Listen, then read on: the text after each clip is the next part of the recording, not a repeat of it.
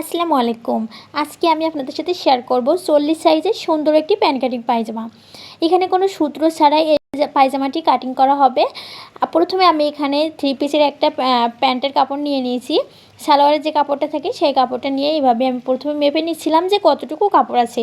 এখানে 2 গজ 4 গিরা পরিমাণে কাপড় আছে, আর এই কাপড়টাতে আমার 40 সাইজের জন্য পুরোপুরি একটা প্যান্ট কাটিং পায়জামা হয়ে যাবে। তো প্রথমে আমি ঝুলের মাপটা নিয়ে নিচ্ছি। এখানে ঝুলের মাপ ছিল 40, এমনকি মাজা 40 প্লাস ছিল, যার কারণে আমি এখানে 40 সাইজ বলেছি। প্রথমে আমি এবার 4 ভাঁজ করে নিচ্ছি। এই কাপড়টা পুরোপুরি 4 ভাঁজ করে নিয়েছি। এবার হচ্ছে আমি সামনে থেকে কিছুটা অংশ কেটে ফেলে দেব। এটা হচ্ছে একটু আঁকাবাঁকা ছিল, যার কারণে এই অংশটা কেটে ফেলে দিচ্ছি। উপর থেকে আমি হাফ ইঞ্চির মতো কেটে সমান করে নিলাম। এবার হচ্ছে এর মাপটা আমি মেপে নিব। আর যে বন্ধ সাইডটা আছে এই বন্ধ সাইডটা কিন্তু আমরা নিচের দিকে দেব। উপর থেকে আমি 2 ইঞ্চি পরিমাণে মার্ক করে নিচ্ছি কোমর পট্টি বা ইলাস্টিক ঘরের জন্য। এখানে আমার 2.5 ইঞ্চি নেওয়া হয়ে গেছিলো, এই জন্য আমি আবার 2 ইঞ্চি পরিমাণে দাগ দিয়ে 2 ইঞ্চি পরিমাণ কোমর পট্টির জন্য দিয়ে নিচ্ছি। এবার হচ্ছে আমরা হিপের মাপটা দিব, আর তার আগে আমি মেপে নিব যে ঝুলটা কত দূর আসছে। এখানে আমার 39 পর্যন্ত আসছে একদম উপর থেকে।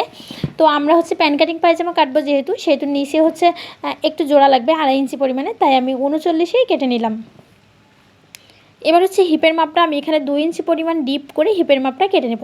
উপর থেকে ধরে 17 ইঞ্চিতে মার্ক করে নিচ্ছি, আর 2 ইঞ্চি পরিমাণে আমি ডিপ করে নিচ্ছি। এভাবে একটু রাউন্ড করে দেবেন, তারপরে চলে যাবেন হচ্ছে মোহরির অংশে। এখানে মোহরির অংশে মেপে নেওয়ার আগেই 1 ইঞ্চি পরিমাণে দাগ দিয়ে নেবেন, আর এই 1 ইঞ্চি পরিমাণটা কিন্তু আমরা হচ্ছে সেলাই করে দিব। এখানে বলেছিলাম যে সূত্র ছাড়া আমরা প্যান্ট কাটিং পায়জামা কাটবো, আর এটা হচ্ছে যারা একটু ঢিলা ঢোলা পরে তাদের জন্যই। যারা পুরোপুরি ফিটিং পরে তাদের কিন্তু অবশ্যই সূত্র সহ মাপতে হবে, আর সূত্র অনুযায়ী কেটে নিতে হবে, না হলে কিন্তু ফিটিং হবে না। আমি ওই যে এক্সট্রা 1 ইঞ্চি রেখেছিলাম, ওই এক্সট্রা 1 ইঞ্চি ভাঁজ দিয়ে সেলাই দিয়ে দেবো। বাকি যে কাপড়টুকু সাইডে বের হলো এই কাপড় দিয়ে আমরা মোহরির অংশটা করব।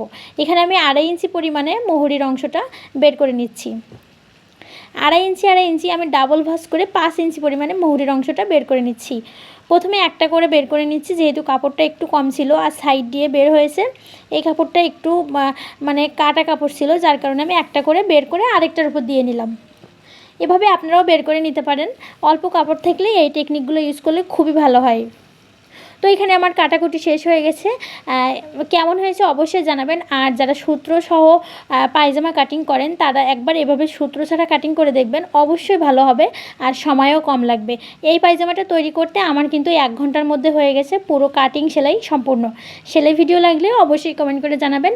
আর কেমন হয়েছে 40 সাইজের এই পায়জামাটিও অবশ্যই কমেন্ট করবেন। তো আজকের ভিডিওটা এই পর্যন্ত রাখছি। আপনার যদি একটু হেল্পফুল হয় অবশ্যই চ্যানেলটা সাবস্ক্রাইব করে দেবেন, আর এরকম নিত্য নতুন ভিডিও পেতে কিন্তু অবশ্যই বেল বাটনটি অন করে রাখবেন। আল্লাহ হাফেজ।